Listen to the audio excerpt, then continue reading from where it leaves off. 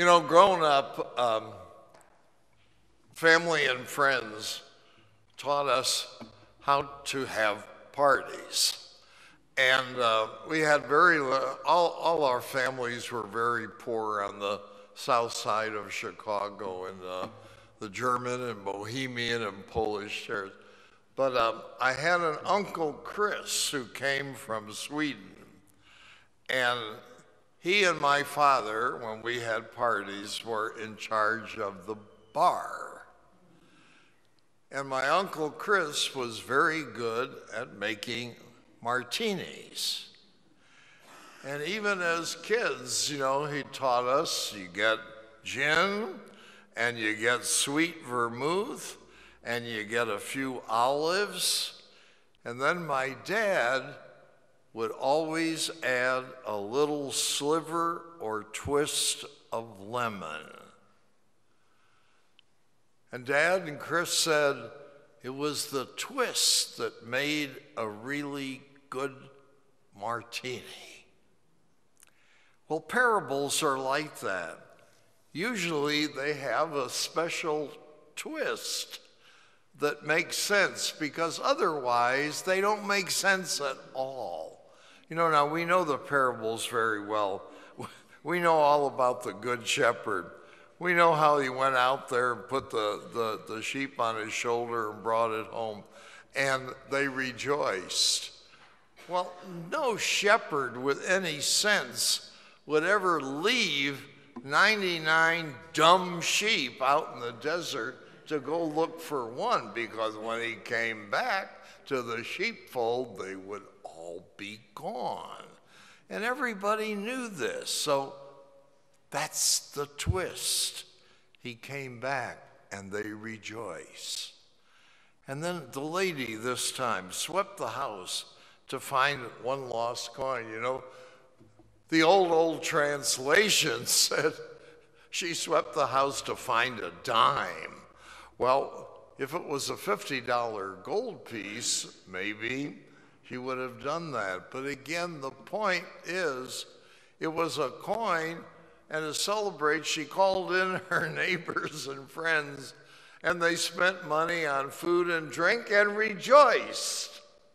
And once again, that's the twist. And then that wonderful story of the, you remember it used to be called the prodigal son? For God's sakes, it was the father who was prodigal. He was the one who loved so much. And we know the story, you know,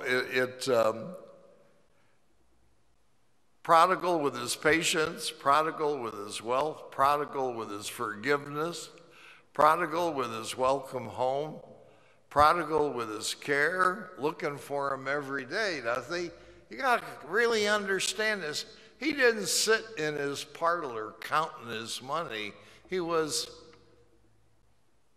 even out at Schnucks. He was out on the freeway every day looking for that kid and looking for that familiar walk.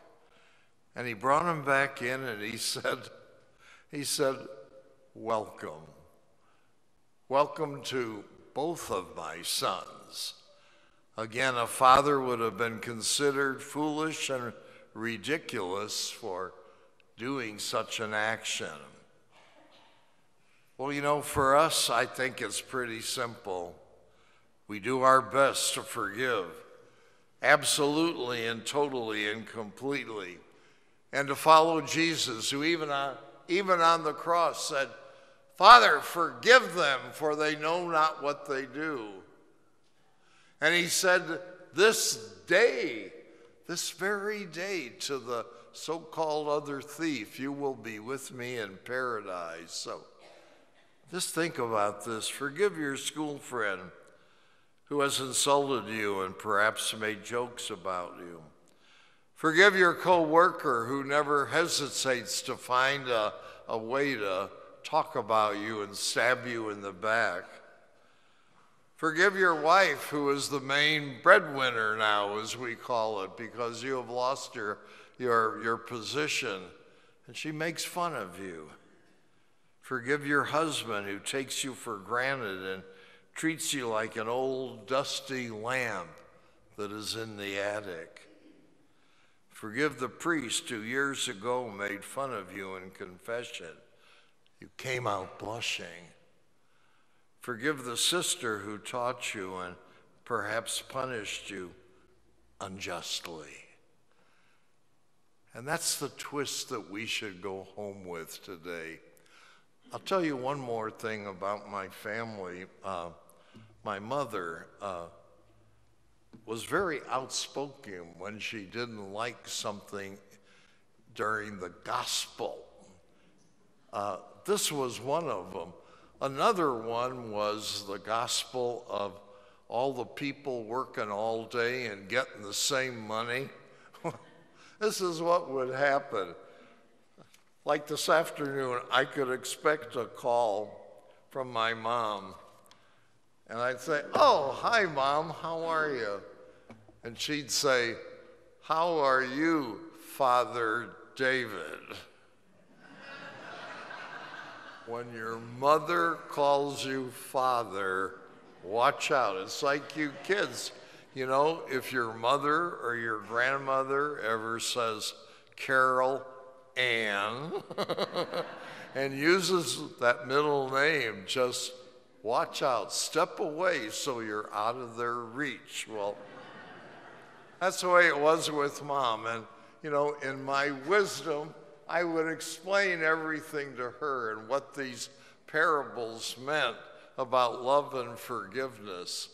And no matter how long it took, on the other end of the line, I would hear, "Not fair." She always felt sorry for the other brother who worked and did not ask for his inheritance and never got to throw a party for his friends. And the oldest brother probably said, "Hey, Dad, this just doesn't make sense. This doesn't compute. And I'm angry and I'm not going to the party." And he's right. It doesn't make sense and it doesn't compute. But the conclusion is simple. We realize that the forgiveness of God has no bounds, no limits. It is always there. That is not nonsense. That is God's sense. And this is the twist that makes our faith so complete and compelling and so comforting.